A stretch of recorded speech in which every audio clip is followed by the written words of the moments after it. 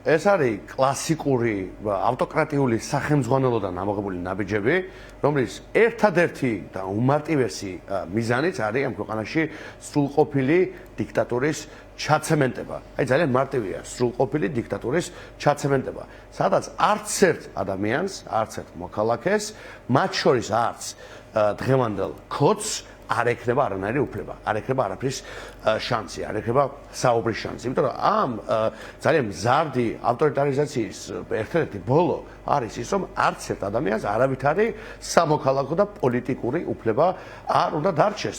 და თუ ვინმე ეხლა მშვიდად როზიან ჯერ კიდევ თვლის, რომ მას ეს არ შეეხება, ის ყოფილა სულელი. ისტორიას ახსოვს ძალიან ბევრი სულელი 30-იანებში, 20-იანებში, სხვადასხვა ავტოკრატიის დროს, ფრანკოს დროს, სალაზარის დროს, უამრავ სხვადასხვა დროს ისტორიას ახსოვს ძალიან ბევრი სულელი, რომელიც თვლიდა, რომ ეს მას არ ეხება. ამიტომ მინდა ასეთები ბევრი შეიძლება იყვნენ ჩვენს ირგვლივაც გავამთხილო, რომ ეს გეხება შენ. იმიტომ რომ შენ ისევე დარჩები უუფლებოდ და პირში წყალ ჩაგუბებული, როგორც ყველა სხვა. და ჩვენ ვნახეთ ხო ბოლო წლების განმავლობაში როგორც სწრაფად იცვლება დინამიკა ხო ერთ დროს ამ რეჟიმის წევრები რო იყვნენ და თავმოხერებულები ჩვენ რო გველაპარაკებოდნენ რომ სად ნახეთ კორუფციაო და ჩვენ რო გზარცვავდნენ მეორე ხელით ხო ეხლა 6 მილიონი რო უდებთ თურმე კომოდში და საკუთარი ყოფილი თანამებრძოლები რომ მათ ასამართლებენ ძალიან სწრაფად იცვლება ყველაფერი ამიტომ დღეს თუ ვინმე თulis რომ გინდა წევრი ოცნების გინდა მომხრე გინდა უბრალოდ ზოგადი მხარდაჭერა მოქალაქე ვინმე თუ თulis რომ ეს მას არ შეეხება აი პირველ რიგში ეს კატეგორია მინდა გავაფრთხილო ადამიანებისა რომ ეს შეგეხებათ თქვენ და შეგეხებათ უფრო ადრე ვიდრე შეეხო და ვიდრე შეეხება ბევრ სხვას ამ ყველაფრის ჯამი რა ამ ყველაფრის ჯამი არის იზოლირებული ქართული სახელმწიფო რომელიც არის გადაქცეული ნაცრისფერ უპერსპექტივო ჭაობად რომელშიც ეკონომიკა არ იზრდება ინვესტიციები არ შემოდის ტურიზმი კლებულობს პერსპექტივა არ ჩნდება რეალური დიდი ამბები აღარ ხდება მეგაპროექტები არ ხორციელდება ქართველი ადამიანისთვის არაფერი არ იქმნება იმის უზრუნველს ვაყოფათ რომ ადამიანი აქ დარჩეს და საკუთარ მიწაზე საკუთარ სამშობლოში შეძლოს ელემენტარული შემოსავლის ასე იგი შოვნა და არ მოუხდეს გადახვეწა სხვაგან ეს არის სახელმწიფო სადაც უბრალოდ გარბევენ შხამიანი ქიმიური ნივთიერებებით საიდანაც გადის ასობით ათასი ახალგაზრდა ადამიანი და მე აქ ვციტირებ ამავე სახელმწიფოს ამავე სტატისტიკის დეპარტამენტს მათივე წყაროს, როდესაც 2 წლის წინ გავიდა 123,000 30 წლამდელი ადამიანი 2023 წელს, წარმოიდგინეთ, მარტო 30 წლამდელი გავიდა აი ამდენი, ხო? 123,000. და როდესაც რეალურად ქვეყანაში არაფერი პერსპექტივა არ არის, რაიმე ტიპის განვითარების, არანაირი პოლიტიკური თავისუფლება, არანაირი სამოქალაქო უფლებები, შესაბამისად არანაირი ჩართულობის ფორმა, არანაირი თვითგამოხატვის ფორმა და არანაირი ბედნიერების ინდექსი, იმიტომ აი ეს ყველაფერი ჯამურად ადგენს ადეკვატურ ნორმალურ სახელმწიფოს.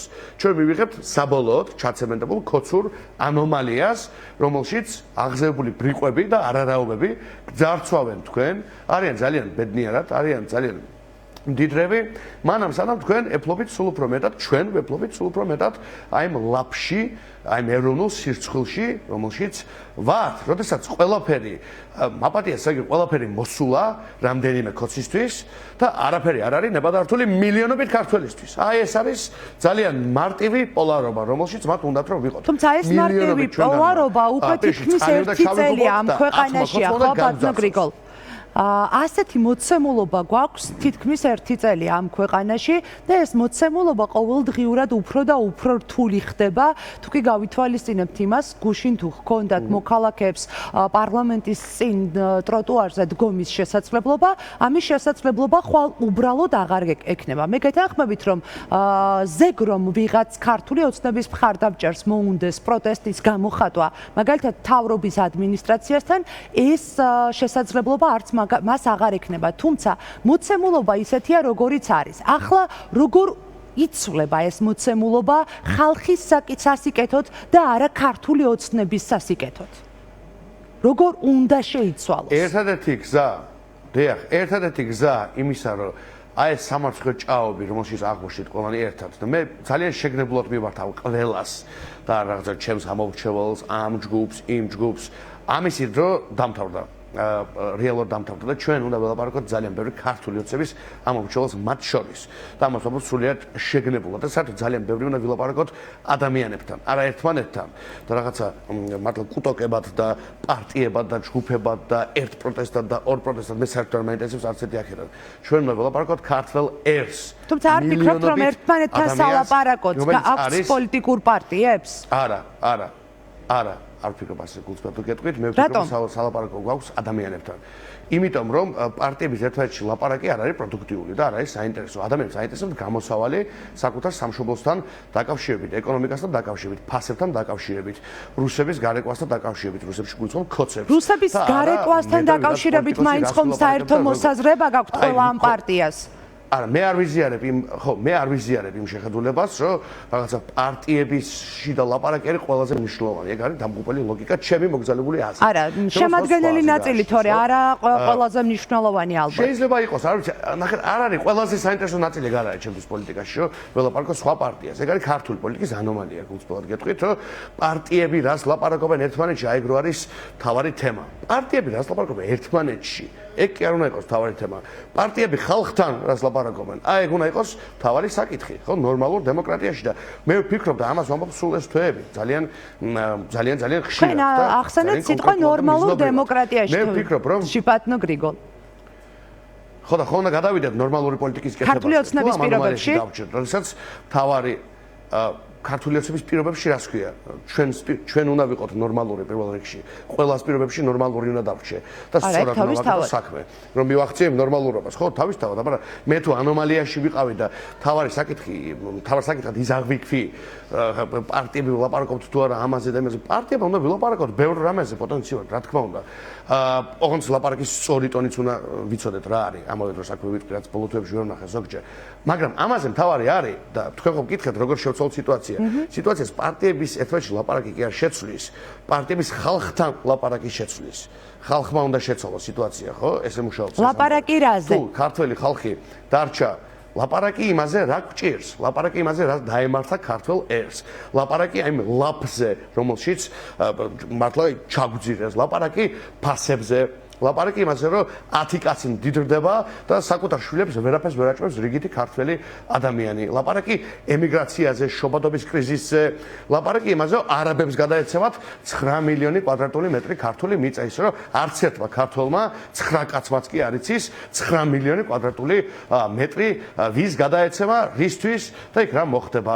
ლაპარაკი იმაზე, რომ თურმე წამლავენ კიდევაც, ხო, მათ შორის ბავშვებს და ხანდაზმულებს. არ გქონიათ რომ ბატონო გრიგოლ ამასობაში სადაც შეკრებას და მანიფესტაციას კრძალავენ, ლაპარაკის შეიძლება ამ დროში აიკრძალოს მათ შორის ხალხთან, ასაკრძალ პარტიებთან სიაში მყოფთათვის განსაკუთრებით. როგორ მეგონოს? კაი, შეგახსენებთ, რომ ბოლო გასული 4 დღის განმავლობაში ეგრეთ წოდებული პრემიერ-მინისტრი და ეგრეთ წოდებული სპიკერი ციტირებდა ჩემს მიერ ნათქვამ სიტყვას. სიტყვის თავისუფლების პრინციპი სადაა ნახეთ. ჩემს მიერ ნათქვამ ერთ სიტყვას, კონკრეტულ სიტყვას ციტირებდა ორი პირველი პირი ამ რეჟიმის დაახლოებით 4 დღის განმავლობაში. შევა დღესაც არ მინახავს ჯერ. ხო? წარმოიდგინეთ. და ამაზე აგებენ რაღაც აბსურდულ პარანოიულ თეორიას. რომ თურმე ერთი კონკრეტული პირის მიერ საკუთარი გადაწყვეტილებით ინდივიდუალურად, პერსონალურად ჩადენილი აქტი და ამაზე ორჯერ ისაუბრა რომ ეს მე გავაკეთეო. დიახ, დღესაც არ დავიწყები ხართ ირაკლი კობახიძეს ნამდვილად. აი ხო ხედავთ, არ ვიცოდი გულწრფელად, მაგრამ ველოდი რომ ეს იგი მეხუთე დღეა კი ბატონო, ხო? წარმოიდგინეთ, ახლა მე ძალიან კარგად მესმის, ამიტომ სიტყვის თავისუფლება რა დღეშია, ხო? იმიტომ რომ ჩემს მიერ ნათქვამი ერთი სიტყვა, აი მეოთხე თუ მეხუთე დღეა, ორი პირველი პირის განხილვის საკითხია, თან რისთვის? სიტყვას ხო არ განიხილავენ და სემანტიკას. უნდათ პოლიტიკური ინსტრუმენტალიზება. უნდათ რომ ალეკოს მიერ ჩადენილი ერთი აქტი, რომელსაც მე პირადად ასჯერ ვთქვი, რომ ეს იყო არასწორი, არის ჩემთვის ფუნდამენტურად ცდარი და მიუღებელი ბრძოლის ტაქტიკა და ეს იმ ეთერშიც თქვი, საიდანაც ის ერთი სიტყვა აციტირებს უკვე აციტირებენ 5 დღეა, ძალიან ბევრჯერ თქვი, ძალიან კონკრეტულად. ამავდროულად თქვი, რომ მიუხედავად იმისა, რომ ეს ბრძოლის ფორმა ჩემთვის მიუღებელია და ჩვენთვის მიუღებელია და პარტიამ პირველივე დღეს თქვა ძალიან მკაფიოდ, რომ ეს აქტი არის მიუღებელი. ანუ თქვენ ამბობთ, რომ ოცნების ხელისუფლება გასაგებია. მიუხედავად, მე ვთქვი, რომ ჩვენ მას არ გავრიცხავთ და ვერ გავრიცხავთ, საიდან უნდა გავრიცხოთ, სადაც არ ყოფილა ყოფილა ეს ადამიანი არასოდეს არც ლელოს წევრი ყოფილა, არც ალდესი. აი ესეც კი ხელზე დაიხვიეს, თითზე დაიხვიეს და ბრალის კოლექტივიზაცია სურთ. ახლა ამიტომაც გეკითხებით, ოცნების ხელისუფლება იცვლება თუ არა ხალხთან ფასებზე ლაპარაკით თუ გრძელვადიანი საუბრებით სხვადასხვა თემებზე. ეს გრძელი ვადა ხომ არ გგონიათ რომ დროში და პრაქტიკაში შემოკლებულია უკვე? ყველაფერი რა თქმა უნდა შემოკლებულია იმ კუთხით რომ რა თქმა უნდა ავტორიტარიზაცია ხდება ყოველ დღე, მაგრამ მე ძალიან შეგნებულად ვთქვი რომ ხალხს უნდა ველაპარაკოთ ყველაფერზე. ამიტომ ის მართლაც სიბეთზე პირდაპირ ვიტყვით დაგვემართა, როცა ტაქტიკურად ვერ ვიარეთ სწორად ყველამ ერთად და არ ველაპარაკეთ ხალხს და ფეხში ვისროლეთ. აი ძალიან პირდაპირ ვარ ხო ამაზე გულწრფელი როგორ უნდა ვიყო ხო ღიერთაში ლაპარაკობ ძალიან პირდაპირ ამ ხელას შეცდომები დაუშვა საქართველოს დემოკრატიულმა ძალებმა იმიტომ რომ აღარ მინდა რომ ეს შეცდომები დაუშვათ მადლობა ბატონო გრიგოლ სასიცოცხლო ფასი გვიჯდება ჩვენც როგორც პარტიებს და ამ ქვეყანასაც დიახ ფასებზეც უნდა ელაპარაკო რუსეთზეც უნდა ელაპარაკო ემიგრაციაზეც და იმ ზოგად ჭაობზე რაშიც ვართ სხვა შანსი ძალაუფლების არ არსებობს და არ იარსებებს ასე მუშაობს პოლიტიკა 25 საუკუნეა. მადლობა გრიგოლ გეგელიას და სანამ დაგემშვიდობებით გეტყვით რომ დემონსტრანტი თამარ